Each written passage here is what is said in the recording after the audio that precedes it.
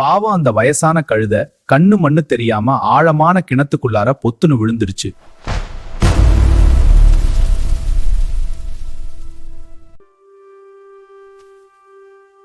யோ, கழுதைக்கும் வயசாயிடுச்சு, கிணறு காஞ்சு போய் கிடக்கு. இத காப்பாத்த இனிமே வழி இல்லப்பா. பேசாம கிணத்த மூடிடும். ஊர்க்காரங்க எல்லாம் சேர்ந்து முடிஞ்சது கதைன்னு கிணத்துக்குள்ளார மண்ணை அள்ளி போட ஆரம்பிச்சுட்டாங்க.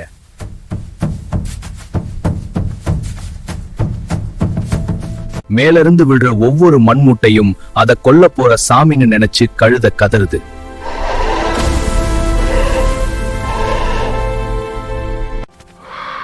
அப்பதான் அந்த புத்திசாலி கழுதைக்கு ஒண்ணு தோணுச்சு.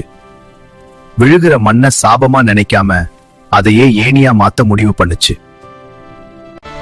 எவ்வளவு மண்ணு விழுந்தாலும் சிலுப்பி விட்டுட்டு மேல ஒரு அடி எடுத்து வைக்குது.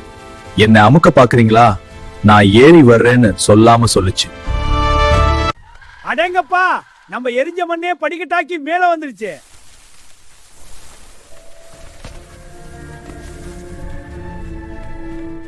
வாழ்க்கையில பிரச்சனைங்கிற மண்ணு நம்ம மேல விழத்தான் செய்யும். அதை உதறி தள்ளுனா நீயும் இந்த கழுத மாதிரி ஜெயிச்சு ஓடலாம். என்னைக்குமே விட்டுறாத நானா.